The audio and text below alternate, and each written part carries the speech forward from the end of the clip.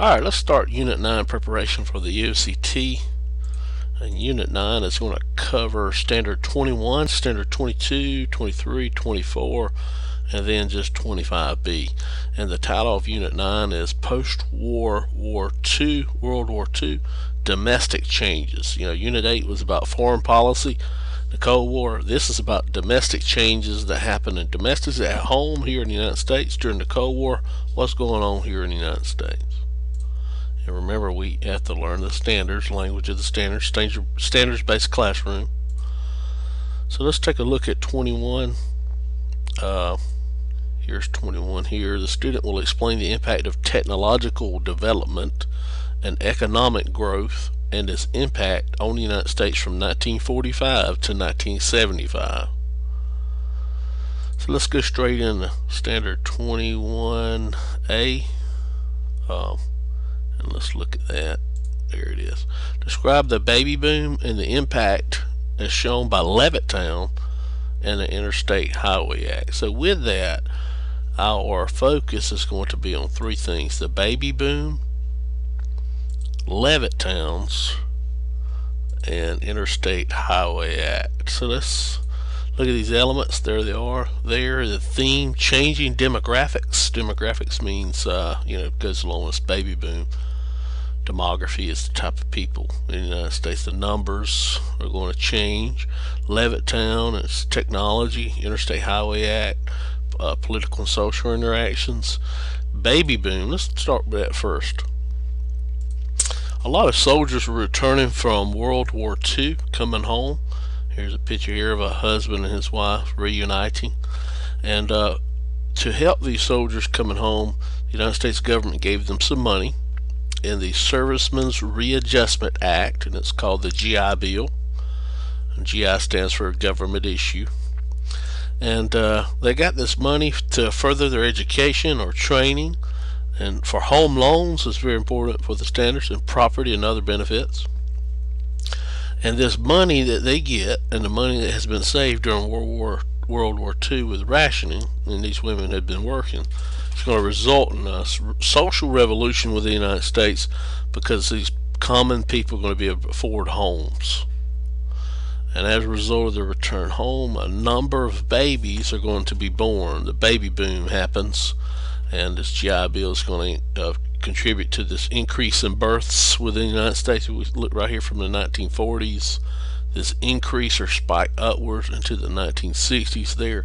That's called the baby boom. And baby boomers are people who were born in that time period. Members of this generation were born between 1946 and 1964. And here's a little video on the baby boom. Let's watch this. Here's a few baby shots, pictures of some babies here. And this time period, baby booms, because all this great increase of number of births within the United States, because it was caused by these soldiers returning home after the war. They had this money, they were returning to their wives, and about 1946 there's a huge spike in births. So there's that. So that's what we call the baby boom, and that's who the baby boomers are, the people born between 1946 and 1964. Alright, Levittowns. With all this money in return, and the soldiers coming home, they get this money and these loans for homes by the GI Bill, Services Readjustment Acts, cause a huge demand for homes to be built. And Levittowns are going to be built. This guy here, William Levitt, is going to make homes like Henry Ford did cars. He's going to mass produce them very quickly. And this technology, a Levitt type building, is going to meet that demand. And he's sold homes quickly and cheaply, but they're going to be put in close proximity to one another right here. Also going to be built outside of the city area in these places called suburbs, and it's going to be the growth of what we call suburbia. And so the suburbs are going to expand, and William Levitt here is going to start building homes. Let me show you this video real quick here of Levittown construction. Let's look at that real quick.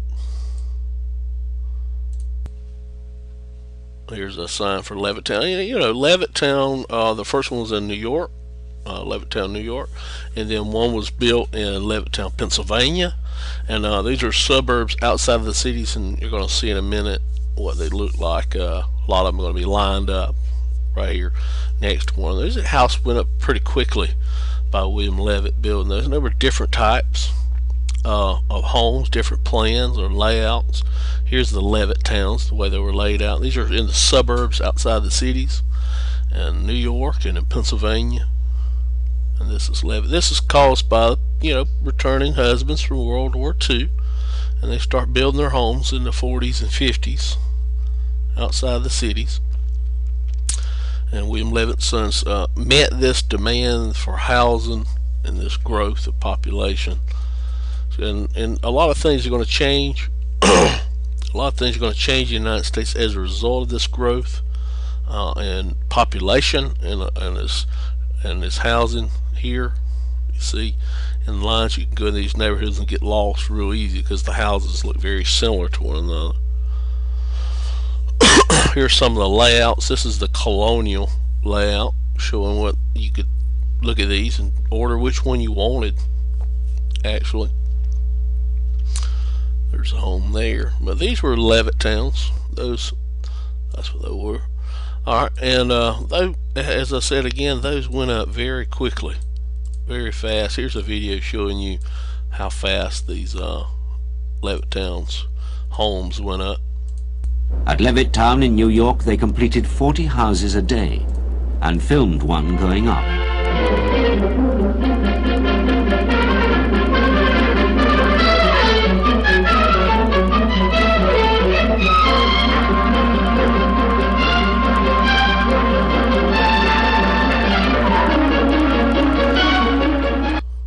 "40 houses a day." That was mass production of homes by William Levitt and the Levitt sons.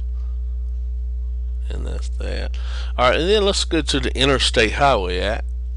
And the Interstate Highway Act was a program pushed through by President Dwight D. Eisenhower. He visited in Germany and he saw the Autobahn over in Germany, this huge highway being used, and he saw the potential for it.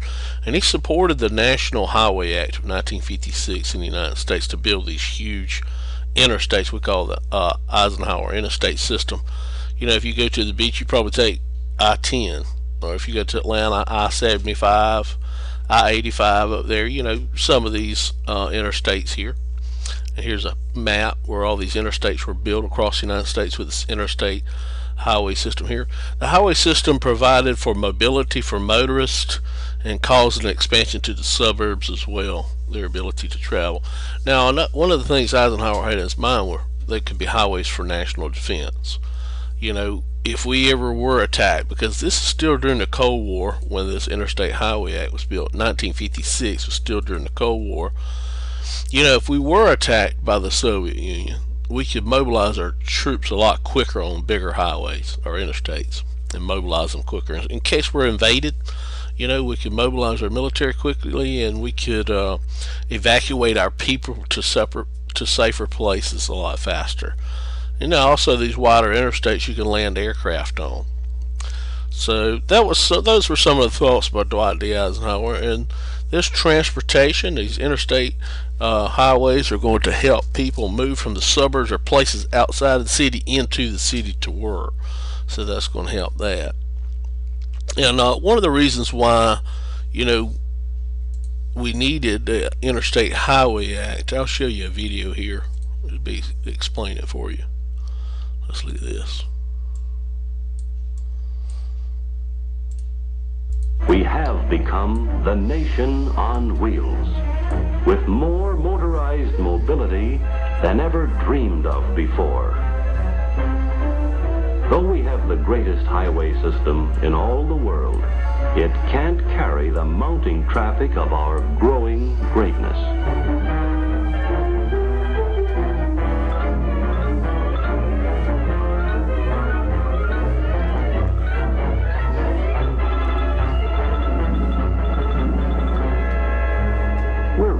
out of roads. We didn't dream big enough. Here's the problem, all mapped out. 3,300,000 miles of it. Unimproved. Improved. Paved. Superhighway. Country roads, small city streets, big city thoroughfares, state highways, networking the nation.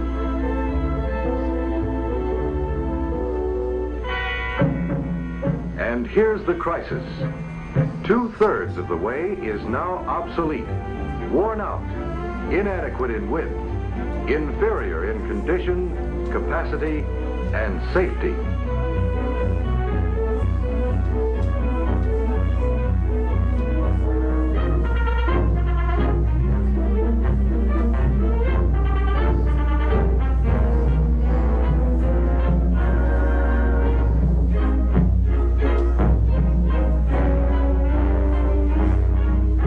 Sure, these were good roads 30 years ago when they were laid out. But nothing lasts forever. So you get the point there about bad roads there. So that goes with the poor roads. But traffic was also an issue. Let's watch this little short clip on the traffic problem. This is kind of a double whammy because the guy in this one talks about moving out to the suburbs to get away from the city and the smoke. In small town and suburb, in cities of all sizes, the situation is the same, all snarled up. The best investment has yet to be made. Ask Mrs. America. Every day it gets worse shopping. It's not just a matter of getting through the congestion. It's impossible to find a place to park.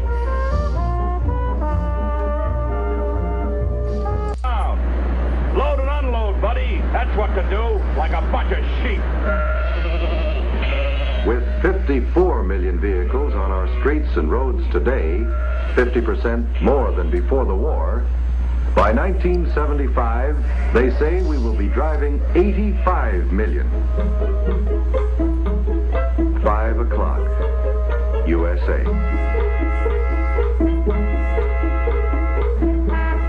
Ah, for the life of a traveling salesman. Late for every appointment. This is the ulcer route.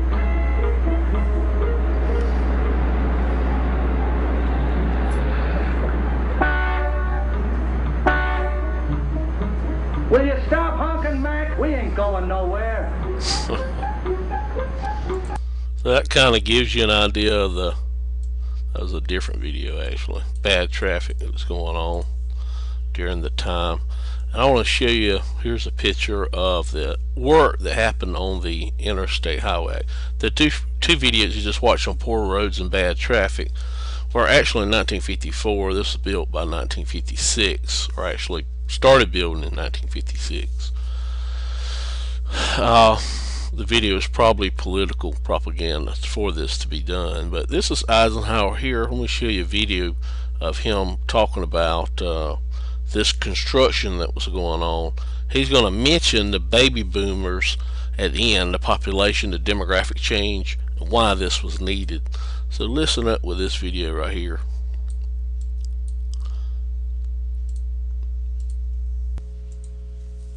This month, there is 25% more construction going on in the United States than there was this same month last year. This is the greatest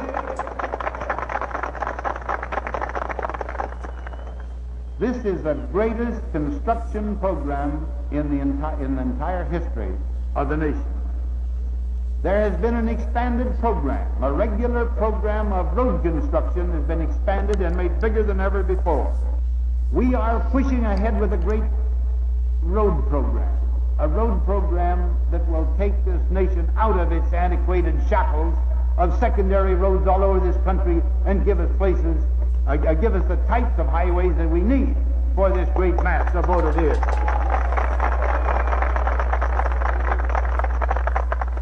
It will be a nation of great prosperity, but will be more than that. It will be a nation that's going ahead every day, with Americans being born to us, our population increasing at 5 every minute. The expanding horizon is one that staggers the imagination. And that was the President Eisenhower speaking on the construction that was going on during this time period on the Interstate Highway Act. And the baby boom, he talked about it staggers the imagination, really put pressure on the United States with all these cars being sold, all these homes being built to build these highways, and we see that. And with that, I think we've covered that standard 21A, describe the baby boom and the impact as shown by Levittowns in the Interstate Highway. It's this baby boom that puts pressure on the United States to build homes, the Levittowns. So Levittowns are a result of the pressure from the baby boom, and the Interstate Highway Act is also a pressure coming from the baby boom. These soldiers returning home with this money, spending this money, buying these cars, buying these homes. Our economy just grows so much more differently than the Great Depression. And so this is the baby boom, Levittown Interstate Highway Act. Ask class questions in class. Good luck on the quiz test, EOCT.